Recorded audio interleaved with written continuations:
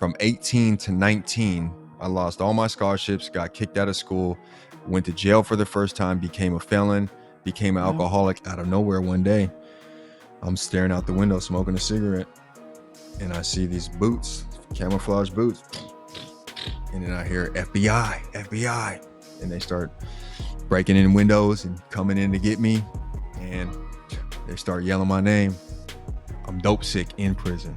And I remember sitting there like in that prison cell thinking, you did it to yourself, but it's not too late.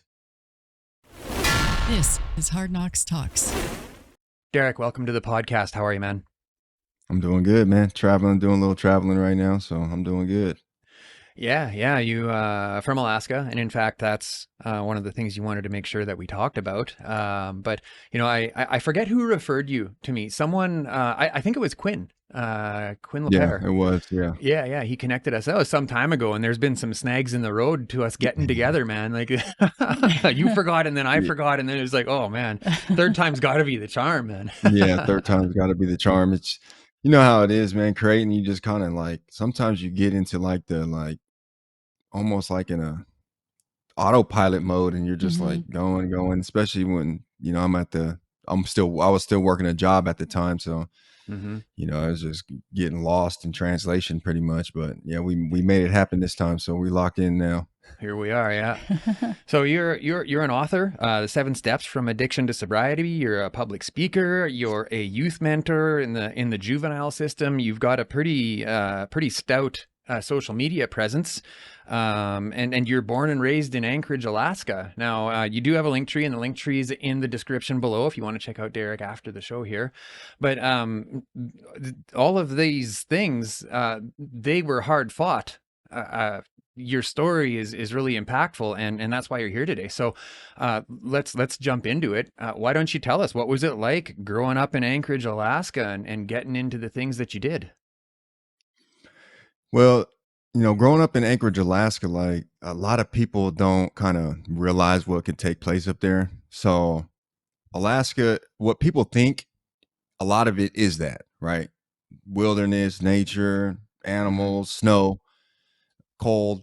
So it is that what people perceive Alaska to be. But I am from Anchorage, and a lot of my, a lot of my following grew on social media, like talking about Anchorage. Anchorage is the biggest city of Alaska. So it has all the city elements that a lot of different cities throughout the nation have. So it's about 300,000 people. Growing up, it was, I had every chance to succeed. You know, I grew up on the east side. You know, I grew up in the trailer parks over there, which is pretty much like the slums. But, you know, when you're growing up, you don't really realize it. You're not, it's normal to you. So it didn't affect me.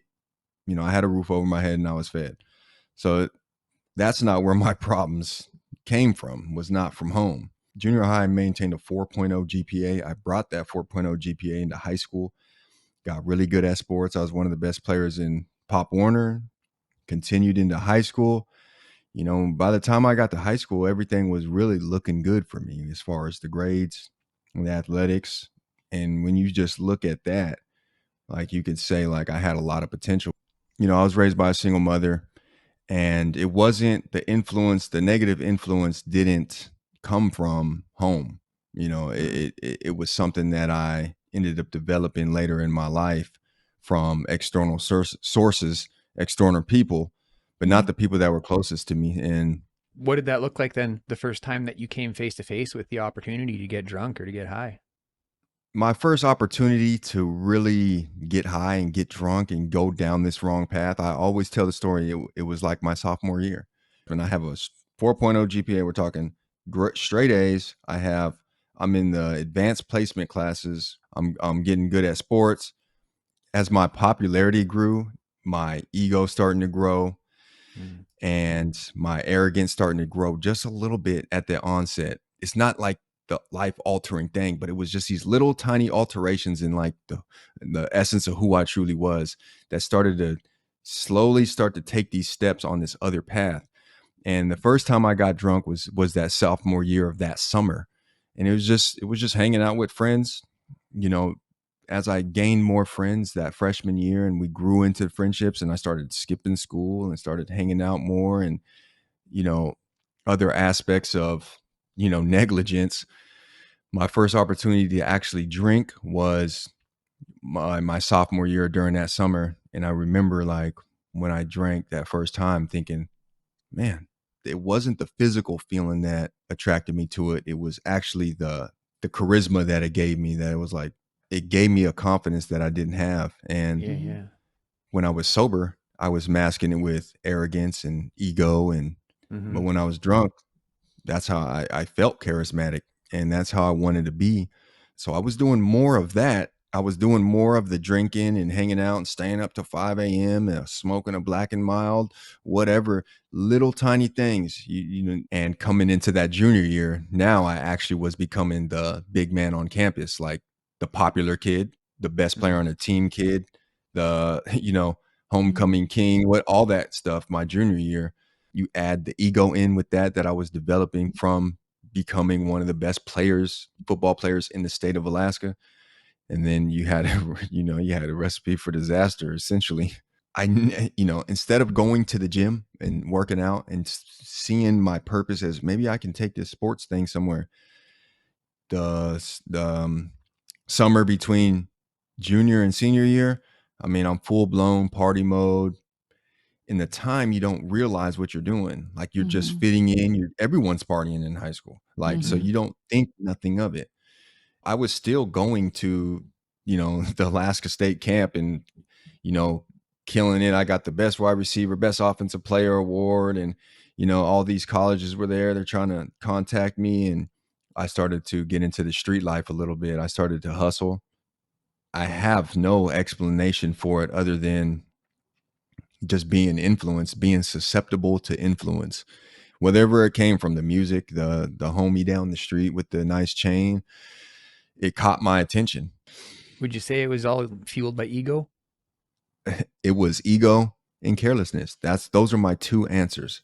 Mm. You know, And I sometimes wonder, even as far as like falling into experimenting and substance use and all these sorts of things, if there is an element of thrill seeking. Like I think of like the rich women who go into stores and boost things. Like there yeah, is absolutely no need for them to be stealing, but some do because of the thrill. It's that sort of that danger and then getting away with it, and like there's something intoxicating about that in and of itself, Well, right? and maybe that's sort of like the thrill of being really good at football. Mm-hmm. You're a good yeah, receiver and you execute a good play. That's a rush, man. Mm-hmm. Like, but you're getting this rush from this other place. Can you align with that?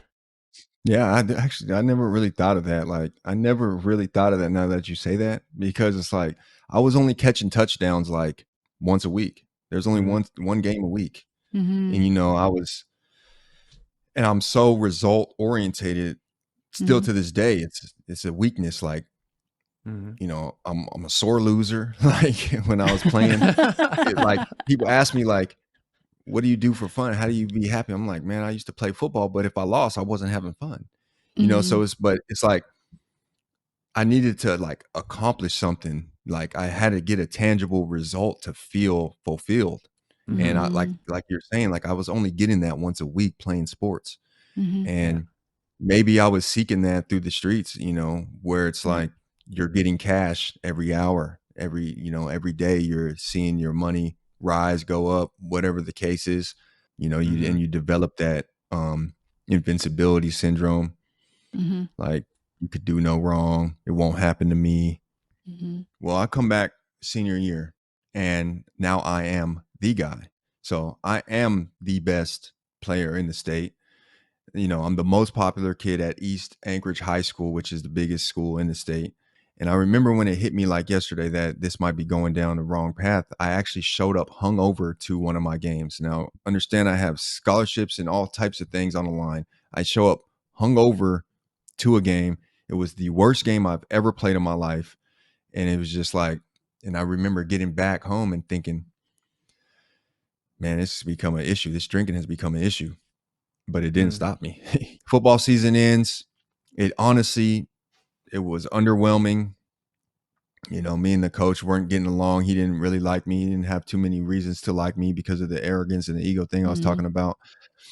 And now it's basketball season, and this ego and this street mentality, I was still hustling while I was playing basketball, and that became my primary focus, not even basketball. And you know, I had to sign a contract with the coach before the season that I would get no technical fouls, which is pretty much arguing with the referees. I mean, first game I got one. Now I'm getting suspended and benched and all types of things. And I actually got in a fight during the game, got kicked off the basketball team, and now I'm Mm. full-time street. One night Wow. while I was riding with the kid that I just met, 3 a.m., I have a gun. And he says, "Hey, let me see that real quick." He hops out and he goes up to the first person he sees, robs him, and he gets back in my car. He says, "Damn, man, he only got $6." And we get around the block, and all of a sudden 12 cops just ambush us. They're saying, "You're under arrest." And I'm telling them, "Oh, you got the wrong guy." I'm not understanding the severity of like the consequences of this stuff. They took us into jail in the booking, and that's when it really hit me. I'm calling my mom, crying, all that. I'm 18 at this point, and then all I see is my face all over the news. Derrick Moore, East basketball star, $6 bandit. Yeah, Wow. so that was how my high school career ended. I happened to be the only 18-year-old, so it was my face on the Uh, news. so I'm interested to know what that looked like for you. The first time the opportunity to carry a gun or to own a gun, like what did that feel like to you the first time that became available? You don't understand what you're doing, so you just Mm. see it in a movie, or you see it from the dude down the street, and you Mm. just automatically associate the two with each other. So it was honestly like it wasn't a thought process of like this is who I am now. Mm, It honestly just morphed into that. I was a wannabe, gangster, hustler, whatever. The money mm, was the reason that I wanted to do that, and I also thought that it made me look cool. Mm. Let's be honest, like, and so I actually went to jail, right? So I go to jail for the $6 robbery. I get out in a couple weeks, and I end up taking a deal for 3 years, 2 years suspended. So I have 1 year to serve. And the 1 year to serve is to be on house arrest. Our first week on house arrest, bored. And I'm like, man, I'm so bored. So I smoke a little bit. I go in the next day to take my UA, fail it. They send me to jail. And I'm like, mm, bro, like, oh my God, man, my mom's sick. Like, she just can't believe it. Like, so I'm supposed to have to do this whole year in prison. And this is the first week of house arrest. They thankfully they let me out, or we'll see if thankfully, but they let me out. I'm back on house arrest, and so I know I can't smoke. I can't do anything that will pop up in a UA. I did not have an alcohol monitoring ankle monitor on, so I drink. I go take my UA. It doesn't show up in the UA. I'm like, okay, well at least I can drink. Mm. And I used to wake up with bruises on my liver, purple mm, marks on my body, getting into it with my brother. Mm. One dynamic that I like to that I sometimes elaborate on is that my mother, she's very, very shy. She doesn't express her emotions Mm. vocally, but as far as like direct direction, as far as you need to do this, you need to get this right, we didn't have that at home. Mm. You subtract a father figure from the picture as well, and I'm the oldest. So I was the man of the house at an early age, essentially. She never told me how she was feeling. I'm sure she was distraught. I was unaware how it was affecting her, my younger sister, younger brother. Finally, I drank too much one night. They called me for the UA. I go into the house arrest place. This time, they sent me to prison. So we're talking about from 18 to 19. I lost all my scholarships, got kicked out of school, went to jail for the first time, became a felon, became an Wow. alcoholic all in 365 days. And I was just ready for it to be over. So I was honestly relieved to just be done with that part. And I remember when I got to prison and my mom came to see me, she's like, how are you feeling? You got the shakes? I'm like, why would I have the shakes? Like, I'm not an alcoholic, like literally offended, Mm, and mhm. not a single thought that maybe I need to stop drinking. Yeah. Maybe this is going the wrong way. Maybe I'm an Mm. alcohol. Not a single thought. Not Uh-huh. once. And yet, interestingly, when the literal hammer came down, there was a sense of relief that you'd be escaping that cycle. It was a relief that something was going to change. Mm, So Mm. instead of me doing it, the change myself, I was right? looking for something else to change outside of me. That was like my that's my excuse, right? And you still have the kind of, you still have the ego where it's like, man, I like this better anyways. It's better in here anyways, because you completely failed the other way. It Yeah. wasn't that I wanted to continue drinking. It was just that I didn't have that awareness that I needed to change. So it was the justice system's fault that put you locked in your house getting drunk and hurting your family. Yes, essentially, yes. Yeah. Mhm. So what were your thoughts when the fog started to clear? Like you were incarcerated, now there's no more alcohol. When you started to come out of that, was there a new level of realization, or were you still just like counting the days to get out and get back at it? I was essentially waiting for the days to count down. I just kept visualizing that fresh out of jail moment that I always seen on the TVs or whatever, the music videos, whatever you want to call it. And I was just waiting to get free. What was it like getting out then? I remember, I mean, within the first week, I was driving my mom's car. We were drinking, and I get back in the car and I'm driving home, and I go down the back street and there's like 6 cops on the back street. I'm like, bro, are you kidding me? And of course they pull me over. They give me a breathalyzer, right? This guy just tells me like, you're on probation. And I'm like, yeah. And he's like, you know what, man, I'm gonna give you a break today, man. You're lucky this ain't my jurisdiction or something. And he just lets me go. Mm. He has my mom come pick me up. And then I get back to the house, and this time she is yelling at me. She's like, what the hell is going on? Literally cussing me out. Really from that day, like, I was in contact with my probation officer. He said, there ain't no way you can try to go play sports. I was in no condition to play sports regardless, but I like to use that as in my own mind as an excuse. Oh, I can't, he won't let me go play sports. So I'll just stay in Anchorage and I'll get back into the streets. And that's what I did. The next few years was just selling drugs and working jobs here and there. And I become the party guy, honestly. I used to run around with, 10 females. We're really close friends. So we're pulling up to all parties. It's just me and 10 females, and we're just having a ball. And Just yeah, I'm telling you. a So that's harem. like, so, we were friends, though. It wasn't nothing crazy, but, Yeah. but that's how we were pulling up. I mean, and Hmm. I remember thinking, this was the thought that I always remember. It's like, I think I'm going to try every drug at least once.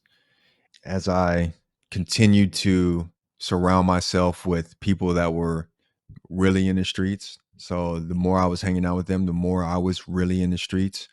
And keep in mind, I'm on probation. So I'm screwing up here and there, going to jail, coming out, relapsing. And until I Mhm. finally went back to prison at age 21, where I Mm. did a thing called flat time. Your probation pretty much means you're unfit to be on probation. So they send you to prison, which I was again. Guess what? I was relieved. I went in for 14 months this time. A lot of the same, right? Playing basketball, watching TV, waiting for my time to come. And I didn't work on myself. I didn't really teach myself anything. I did some classes just so I could get to the halfway house sooner. What did you do to go into jail this time? Um, I literally skipped out on probation. Me and my probation officers did not get along, to say the least. I'm still not a fan of the probation officer. It's probably the one person He's still an asshole. Yeah, yeah, yeah, yeah. it's probably the one person that you know what I mean? It's all peace Not and saying love and sorry to everything. that guy. Nah, he Yeah. can figure it out himself. But Yeah. it never hit me like, man, you're wasting your potential. The street life is garbage. Things I know now, Mhm. never hit me then. I would have those low moments where I would take a loss or something, car break down, don't have the money to fix it, like life stuff. And I would sit back like, man, I can't believe my life is here now. But as soon as I got an opportunity to, you know, commit a crime or something to get me back on that track and feel like this is working, I would be right back into it. I did not have the persistence or consistency nor the mindset to effectively change the trajectory of my life. So I continued to just go down that path. And I was feeling like crap this time. And I'm like, I can't do this again. So I gave myself, I look back, and this was the one time I gave myself a fair shot. I packed my bags and I actually went to college in Arizona, and I stayed with my aunt and trying to do the broke college kid thing. I was used to hustling. I was used to selling, trapping and all those things, to having cash every day. Even if I didn't have money, I could get it. The insecurity of like being broke and not being able to buy food when you want or party when you want started to just compound and compound.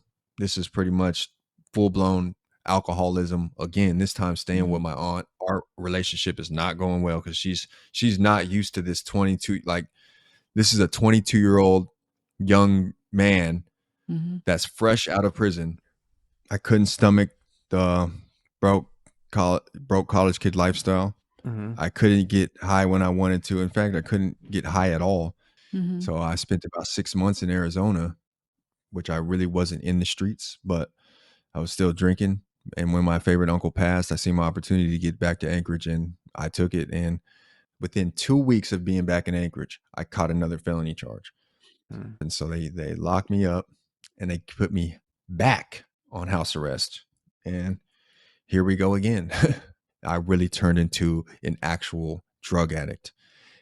I ended up packing all my bags and moving to the Motel 6 and moving to a Motel 6. I'm planning on going on the run, and one of my good friends comes over, and we're drinking and getting high. Same thing, nothing out of the ordinary.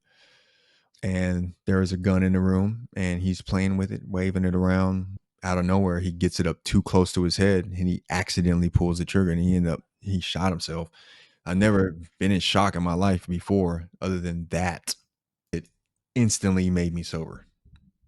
And so I ended up just running and leaving the hotel room, and I ended up finally calling the 911 and driving back up to the motel. By the time I got there, the cops were there, and I told them, yeah, I was in the room, put the handcuffs on me and threw me in the back of the cop car. I ended up going to the interrogation room. So they're asking me the questions. Of course, and I'm getting offended while they're asking me the questions because I know I have done nothing wrong. But it was a grueling interrogation process, 22 hours or something. I remember it being nothing to eat, crying. I remember thinking, bro, I cannot deal with this. I cannot deal with this right now. When I'm telling myself, I'm going to use for 2 months. That's it. Unfortunately, it doesn't work like that.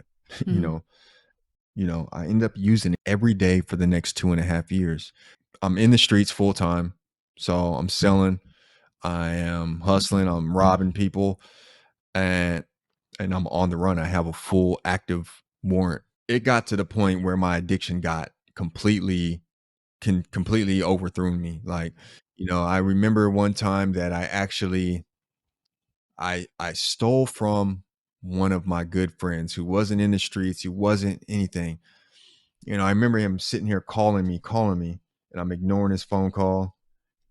And I remember how that felt, because that was like a line I never crossed. I just never crossed that line. And I just remember thinking like, man, what is going on, man? I stole from, my friend. He's blowing me up, calling me, and I'm ignoring it. And I remember thinking, man, I cannot do this no more. So it's another one of those moments where I was like, I need something to change. And I ended up walking from my house all the way to Anchorage jail and literally just turning myself in with that warrant. But the thought that was in my mind, right? And I remember this being ego driven. I was like, ain't no way that's just that powerful. This time I'm going to do it like this. Needless to say, I get out. First thing I do is get drunk 10 a.m. I'm about 27, 28 at this time. I'm in my mom's garage. Like, I have no money. I knew I had to do something. I had to do something. And so what I did was I ended up getting into a 7-day detox. I used to have to go up to the Medicaid office every day. I was walking up there blistering cold, signing up, calling this detox every day to reserve my bed. And I ended up going there, and I went to the 7-day detox, withdrawal, kicked my addiction, and got out and got the Vivitrol shot. So I'm like, okay, step number 1. And now step number 2, I got to get some money somehow. And what's the fastest, quickest way that someone could get some money that doesn't have any? About 2 days after the 7-day detox, I ended up actually robbing a bank. Ended up temporarily getting away with it, and that was my two-part plan. Right, was like get clean, get some money. It took every bit of gangster that I ever developed in my entire life to do that. And after the bank, I felt nothing. I didn't feel any better. And with every single dollar I spent, lost, gambled, as close as I got, closer that I got to $0, like I could literally feel my spirit just completely take a step down every single day that went forth after that, after the bank. And I remember sitting there, I'm in the trap house, $0 in my pocket again. We're talking 3 weeks after. Hmm. And I just remember thinking, like, damn, bro, like, I don't have what it takes. Like, I'm gonna die a junkie. Like, and I remember getting a gun and just like, okay, I'll just take my own life, and I'll just be done with this. And it was a little bit peaceful because I had literally made the decision that that was what I was going to do. And this is where I get my faith from. I don't know what it was like that kept me in there that one more hour when I said, all right, I'll do it tonight, or I'll do it tomorrow. I'll do it tomorrow night. But I kept in there. I hung in there for those one last day, night, morning, until finally, out of nowhere one day, I'm staring out the window and I see these boots, camouflage boots, walking right by my eyesight. And then I hear FBI, FBI. And they start breaking in windows and coming in to get me. And they start yelling my name, Derrick, come outside. And I ended up getting arrested for that bank robbery and sent to jail. Hmm. I was so relieved that that actually happened. I remember getting to booking. I just remember thinking I just was so indifferent about my life. And I remember my brother came up to see me he said, did you do it? And I broke down crying, there's your answer. And so I ended up getting sent to prison for 5 years, and I'm still like an addict. And the final turning point was, everything shut down, worldwide shut down. Same thing in prison. Well, what that means in there is there's no more drugs. There's no more way you can't get it. I'm dope sick in prison.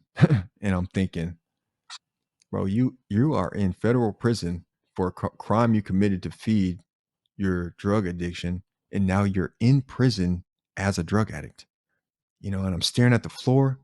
And I remember telling myself this. I said, bro, you're going to be a loser for the rest of your life. You know that? You have to change this, bro. You have nowhere to run. I remember being so closed in that prison cell, dope sick, thinking, you're the issue, dude. I never held myself accountable. I always had it was always something else. It was always somebody else's fault. It was always some PO, something, bad luck, anything. Mm-hmm. And I remember sitting there like in that prison cell thinking, you did this to yourself this time, bro. Like, it's not too late. Like, it's not too late, bro. You can do this now. And when I got through those withdrawals, I had already started picking up a little bit. I had started reading self-development books like a month before that while I was still using. But after those withdrawals, lifted, I continued to work. I continued to read books. I started working out, started reading the Bible. I started journaling. And so that was the last time that I used. Okay, we're going to take a quick break, read off today's sponsors, and then we'll get back at it. EHN Canada is Canada's leading provider of mental health and addiction services, providing evidence-based and medically assisted care with 1-year wraparound services for those suffering from substance use disorder. To learn more, find their link in the show notes below. Métis Nation Saskatchewan has announced its path for the pursuit of self-government. As an MNS citizen, I am proud to see my government fight to protect my rights. This is our moment. To learn more about the treaty and our path to self-government, go to ourmoment.ca. Wellness News Choice for Healthy Living is a local resource that works to connect people to health and wellness related products, services, and expert advice from industry or professionals, locally allowing us to connect and engage. Check out wellnessnews.ca or skwellnesshub.ca today to learn more. If you'd like to see our content uncensored, we are now offering channel memberships. There is a lot we can't show you without getting restricted. So if you want the full conversations, or to check out our new merch, or if you want to show us some love and buy us a coffee, all of those links are also in the show notes below. So the decision was made. Tell us about what that looked like in the following weeks. I remember that accountability moment, right? I finally held myself accountable.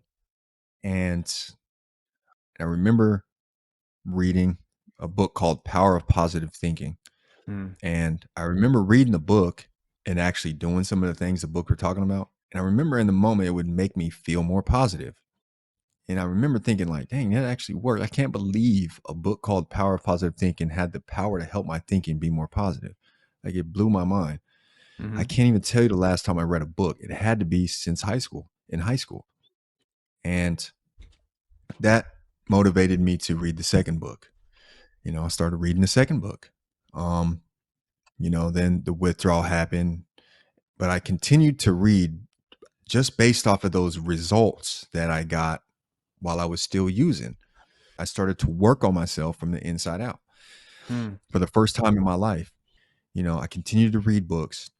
Now, I like to encourage people. This is no small thing. You think, how's a book going to help me get or remain sober? Well, you're adding value to yourself. And in this particular instance, I was personal growth and self-improvement. Like I was improving myself. So I was continually becoming a different person with every single line I read, every single paragraph I read, every single, sentence I highlighted.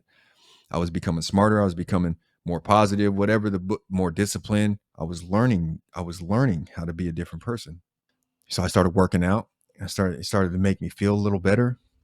And I was actually overweight at the time. I started to lose weight.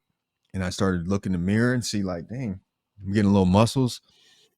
And these are the results that we were talking about before, that I needed, like the touchdowns, and I liked the hustle because it gave me money. Well, this time, like I got to see my muscles grow and I got to feel more positive. And I started to talk myself through difficult situations. And I continued this for months and months. And at this time, the yard opened back up. Visits, mail, other aspects of, just regular operations as far as prison is concerned. And I didn't notice it at the time, but I didn't even think about it. It didn't click in my mind that, oh, there might be hard drugs here again. People are giving me compliments and everything. They're like, bro, you're looking better, bro. You got a new energy to you. And I'm like, man, people are telling me I'm positive, like never been complimented. I can't tell you the last time someone was like, bro, you're doing good, bro. I'm proud of you. Can't remember the last time I heard that. About 2 months of that, working on myself, fundamental, basic personal growth stuff. I remember I walked by the cell of my old get high buddies. We used to get high all the time in there. He called me in there. He said, hey, Skinny, come in here real quick. That was my prison nickname, Skinny. And he called me in there. He said, hey, bro, you want to get high? And I said, nah, bro, I'm good. I laughed at him. I said, I'm cool, bro. He looked at me like I was crazy. He said, bro, you don't have to pay for it, bro. It's free. I said, bro, I'm good, bro. I ain't worried about it no more. Like I thought it was a stupid question. So I get back to my cell. I remember I sit down in the chair. I look out the window and it's just a crystal blue sky and I'm smiling.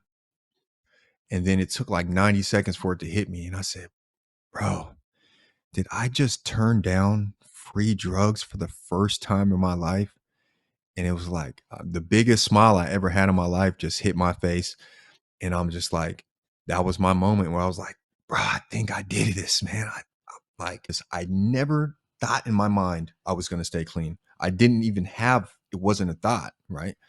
But I continually worked on myself to where my perspective over the time changed to where getting high didn't make sense to me no more. I never worked on myself to be sober. It Yeah. never was a thought. Yeah. I was just trying to be a better person. Yeah. And that was what I needed to do. I needed to be a better person. Like I needed to be a more honest person, a more positive person, a Yeah. person that wasn't willing to commit crimes and cheat and lie and steal. It was a change in my character Yeah. that changed how I perceived the outside world. So that same temptation presented itself. I was a different person that time by the time that happened. Tell us, like, what was it like getting out of prison then, getting back into the real world? What was different this time? What was definitely different was that work that I had done, Mm-hmm. that those push-ups I had did, those books that I had read.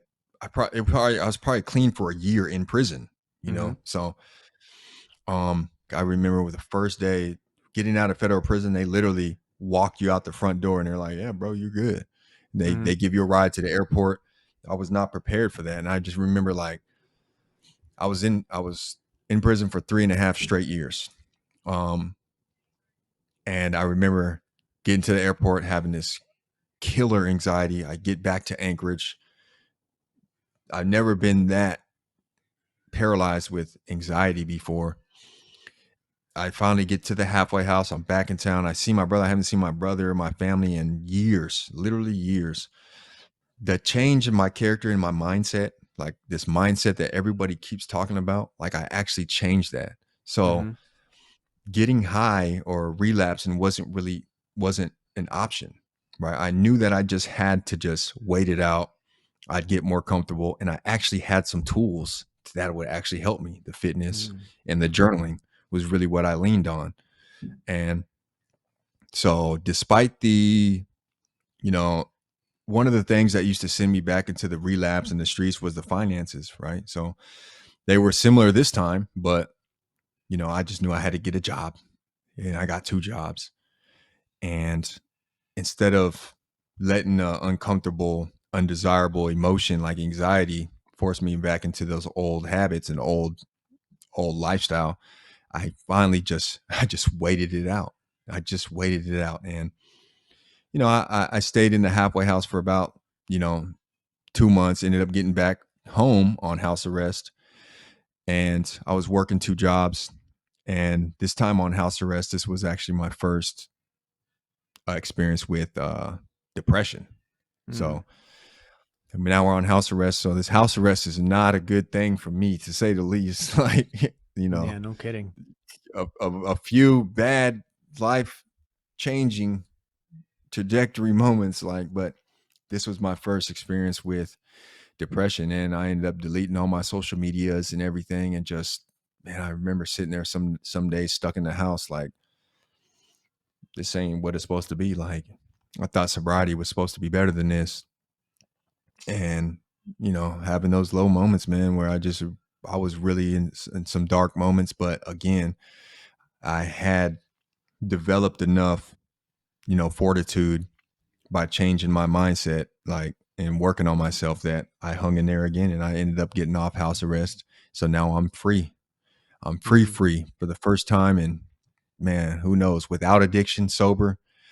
And that's when, you know, I got a better job, started saving money. I got a car, all these little things that I did not have the chance to do before, you know. And that's when I started to see, like, it's coming together. Like, I got a nice car, I got a good job, and things are starting to come together for me. And, you know, within that year, Hardway Learning, which is my brand, had been nothing, had literally been nothing. I hadn't done anything. While I was in prison, I had wrote some books and stuff, but I hadn't made any type of move or nothing. And I wanted to share my story to try to impact people. I didn't know where to start. Started thinking of a podcast. Couldn't get it going. And that's when, you know, I came up with the idea. You know, TikTok has a 3-minute limit. I can just do 3-minute little podcasts. And So I sat there up against the wall with holding my mic, and I recorded 20 videos. I saved them in my drafts, and I said, all right, man, I'm going to just go for it. And every day before work, I pushed post, and every day after work, I pushed post. And within the first 4 weeks, like, I went viral a couple times, like viral at the time. I thought I was going viral with 10,000 views or something, but and I started to get some followers, and that gave me the confidence that, hey man, maybe I could help some people with this. Maybe people are interested in this. And I continued it. And that was actually the birth of my Hardway learning brand. And, what really brought me to places like this podcast. It's inspiring, man. It's funny how things can take off when you get out of the way, so to speak. Get out of the way. That's a good, you know that's what a I good mean? way to put it. For sure. Man. Yeah. Out of harm's way. Yeah. Yeah. For sure. And the harm is you sometimes. Yeah, exactly. Yeah. Exactly. That's a good way to put it. Yeah. When you get out of the way. Thanks so much for joining us today, Derrick. What an inspiring journey you have. Again, if you made it this far, make sure you click his link in the show notes below. Hardway Learning. He's got a link tree. You can find Derrick on all platforms. Check out his book. Derrick, is there anything that you want to leave us with, something that maybe you needed to hear back when you were struggling? Maybe there's someone out there that's struggling the same way. That vision of sobriety is something that you have to have. Like, if you're stuck in a low moment or you're stuck at rock bottom, if you can do anything right now to benefit that, one thing you can do is to use your imagination to develop a sense of a vision for sobriety outside of your addiction. That's really what lacked for me a lot of the time, was that I couldn't see past it.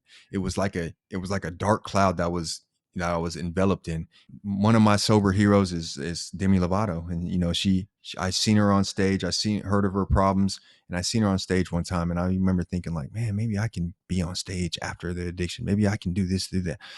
And that got my mind turning, like, and I really think that those thoughts of, like, just thinking of a purpose outside of addiction and sober, like writing a book, starting a podcast, doing a TikTok, starting a YouTube page, like those, when I thought of that, when I got the vision of sobriety, my mind started thinking of steps of how I could get there. Well, first I had to get sober, and it's cliche, but before you can achieve it, you have to believe it. And it's like, that was true for me. So if there's any one thing you can do tonight, tomorrow, use your imagination and start thinking of the life that you want to live outside of addiction. And also, one more thing is, never underestimate the power of one step. My journey from addiction to sobriety literally started with me picking up one book, and it was called Power of Positive Thinking. You don't have to read that book, but it was just one step. And it was starting to read a book. Yes. Read Derrick's you can read 7. Yeah. I tell the whole story in the book too. Yeah. That's what it's about. Actually. That's what it's about. It actually is about, my book is actually about the chronological steps that I took to overcome addiction. So it actually takes place in prison. The first chapter is any positive step in the right direction. And, I honestly I think that was my most important course of action, was that I finally put one foot in front of the other in a different direction, which was positive. Amazing. Okay. Well, thanks again, Derrick. Thank you so much for joining us, sharing your story, all that. Thanks so much, Derrick. It was a pleasure having you, and I really appreciate you taking us on this journey with you. It was very impactful. Thanks for having me. Take care. I appreciate it. Say, this is Hard Knocks Talks.